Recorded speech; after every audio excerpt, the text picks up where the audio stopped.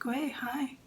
I'm back twice in 1 week. It's kind of odd, but we'll just roll with it, see what happens. I thought I would record a quickish, I hope, Friday reads.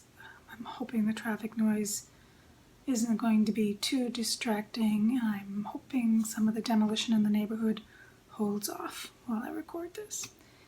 It's been a pretty good reading week for me. I read this one, as usual, lots of glare. This is Nikki Giovanni's Chasing Utopia. It's a poetry collection and some prose poetry. I enjoyed this. It feels, even the poetry feels a little bit prosy in places, but there's some poems that are quite striking, and I enjoyed it because I could hear Giovanni's voice very clearly in the poems.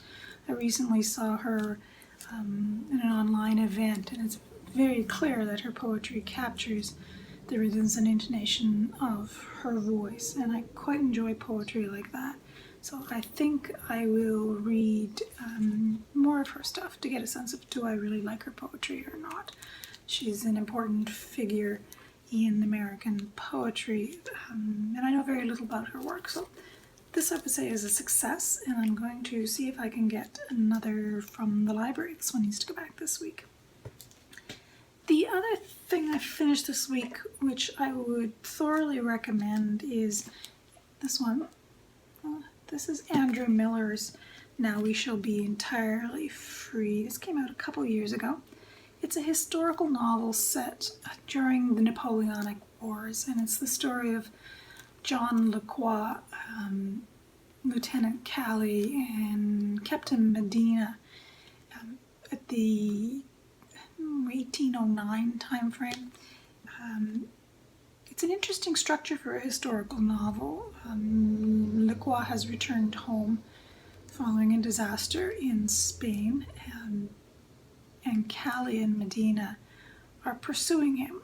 And Miller structures his chapters in a really interesting way. So Lacroix's content is in one chapter, which is typically followed by a chapter about Calley and Medina. So it creates, as they chase him, so that's kind of structure creates a nice pace, and it gives it, for a historical novel in particular, a sense that it's a mystery or a thriller, that you're following this chase as Lacroix moves from the Midlands, I think, in England, north to the Hebrides, and the Calley and Medina pursue him. It's fun to read this as a novel set in this time period, because it's also the same time when Walter Scott was publishing Waverley, which is generally thought of as the first historical novel. And Waverley is a much harder read than this is. This feels much more contemporary in its prose. Part of that is because Miller resists the urge to cast everything into dialect. I mean, that's one of the things that Scott is known for, is representing Scottish voices using dialect. Miller avoids that, but he does pay attention to linguistic differences. There's lots of conversation or description about what language various people use, what they understand, what they don't understand, what they might understand but not be acknowledging that they understand. The story is largely about the consequences of war and the consequences of things we would now call war crimes. And it makes it quite a compelling read. There are interesting historical elements here. You can learn a little bit about eye surgery at the turn of the 19th century. The female characters are a mixed lot, but interesting. I wish they had gotten more stage time, as it were, on the novel, but still worth reading. It's made me want to read more of Miller, so that's Now We Shall Be Entirely Free.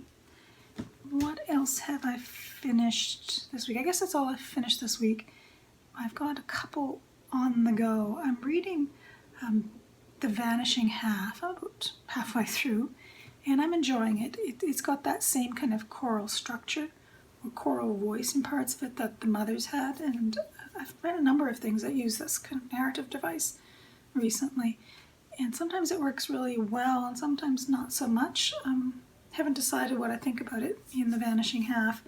This one's been all over BookTube, and it's the story of twin sisters, one of whom decides to pass as white and one who chooses not to, and it's a story of how that ripples through their lives and the lives of their children and family. And it's about passing in a couple of different ways. I won't give away those kind of spoilery things. I'm enjoying this. I'm curious about what Brit will do next after this one. The other thing I'm partway through is a shorter one. It's this one. Manne by Bethany Morrow. So this is an odd book in some ways. I'm only about a third of the way through it.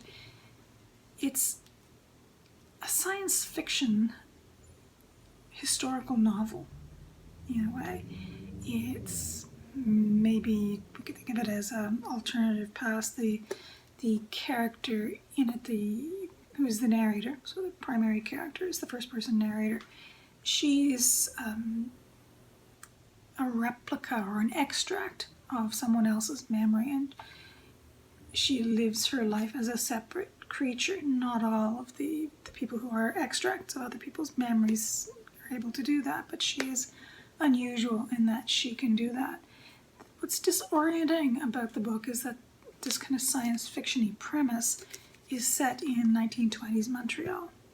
I'm not sure what I think about this, but it's an interesting read so far. Interesting strategy in narrative approach to have this first-person narrator try to handle all of the exposition needed to explain how this science fiction-y premise works. But we'll see how that goes. I should be able to finish that one this week. Coming up next week, I will start in on my nonfiction November reading, I think.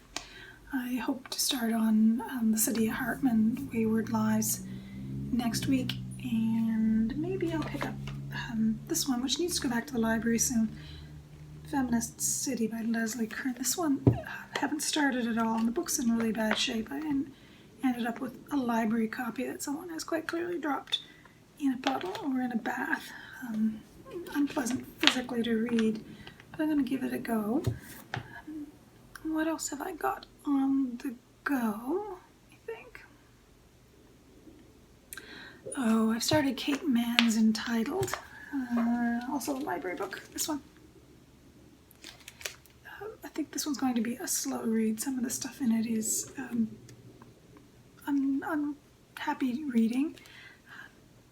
There's lots of buzz about this in the press, and lots of talk about Kate Mann's work. She's a moral philosopher and turns moral philosophy techniques onto feminist topics. So I'm interested in this one, but I don't think it's going to be a happy-making reading.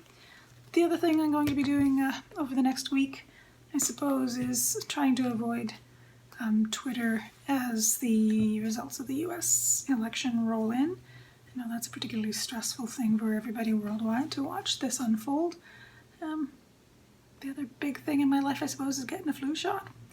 We continue to have astonishingly small COVID numbers here. People have worked really hard to make that happen. So I'm going to do my bit by getting my usual flu shot. Much more elaborate process to get it, but I'll take care of that this week and hopefully have more time for reading next week. I have some days off coming up. I hope you have had a good reading week and that you're kind to yourself and kind to your kin.